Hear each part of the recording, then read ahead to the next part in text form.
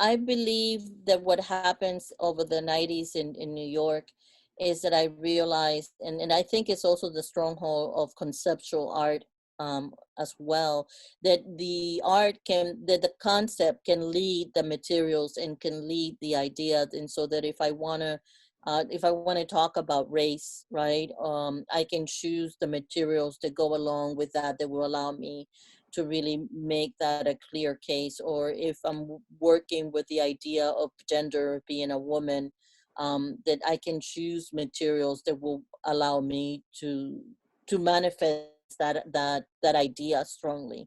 And that at that point in time, I believe that that shifts happen, and so that it's almost, at time it's described as a post studio practice, in which you're not necessarily 100% making art in your studio, but you can actually make art without having a studio.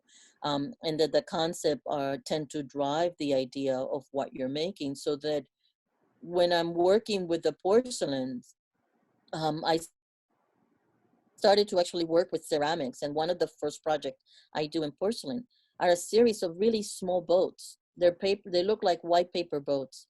And the project comes out of a performance piece that I did in Havana, in which I took the novels of Cecilia Valdez, and I folded it, ripped pages out of the novel, folded it, made it into small paper boats, and then distribute them out into the sea, right? And it is the futile attempt at escape that we often use literature, but it also kind of records the history of Cuba in a way. And it's a very popular, one of the most popular novels of the history of Cuba, in terms of slaves and the relationship of misogyny that takes place in Cuba at that time.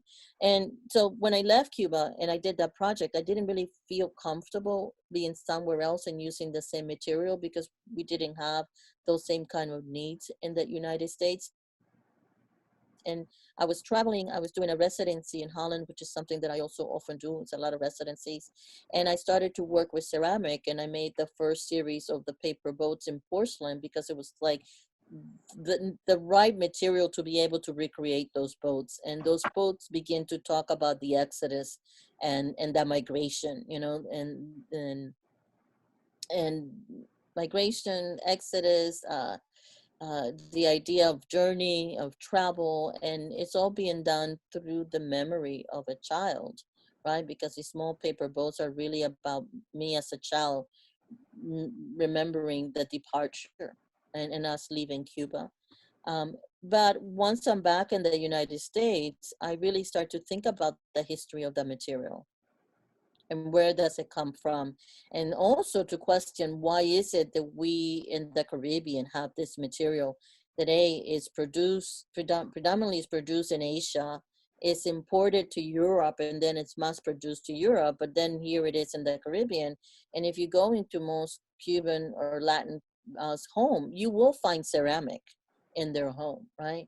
And to me, that became an anomaly that I wanted to resolve. And through that, I begin to question this history of trade, and how the history of trade is also tied to the history of colonialism and empire, and how all of these things can be manifested in the most mundane object, which is a figurine that you bring into your home as a sign of aesthetic taste, right? Or having bone china for you to use, to eat from, right? And at that point in time, when if you're thinking about what this means in the 18th and the 17th century, this is a real luxury and a commodity to have, and it's a sign of your mobility, right? And it's a sign of also of your connection to Europe. And so it really becomes a signifier, especially in the colonies, whether in Cuba or even here in the United States, as a sign of you having mobility or being connected to Europe, or having status, right? And so I begin to work with these figurines and begin to collect these houseware objects in porcelain, and not just porcelain, also other materials like iron and copper and pewter and brass. because when you start to trace a history of trade, you also trace how these minerals are being extracted from all these different countries, where if it's India or Africa or Pakistan, or gold, from Latin America.